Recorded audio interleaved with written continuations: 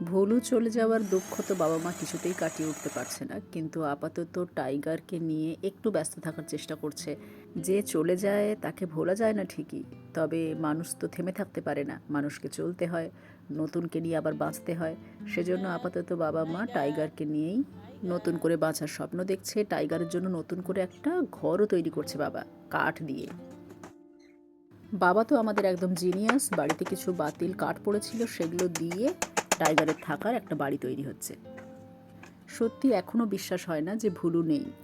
এখনও মনে হয় হয়তো পাড়ায় ঘুরতে গেছে, রকির সাথে কোথাও ঘুরে বেড়াচ্ছে, একটু পরেই চলে আসবে। কিন্তু না, ভুলু আর ফেরেই না। মামিমা, খুশিদি, সুমিদি মিলে আশেপাশের পাড়াতেও খোঁজ নিয়ে দেখেছে, সেখানেও তার কোনো পাত্তা নেই। তাই এক প্রকার আমরা ধরেই নিয়েছি যে ভুলু হয়তো আর পৃথিবীতে নেই, কিন্তু তাও আশায় আছি কোনো না কোনো দিন হয়তো হঠাৎ করেই ফিরবে। আপাতত টাইগারের ঘর পুরো রেডি। টাইগার দেখেছো তার ভেতরে কীরকম রাজার হালে বসে আছে?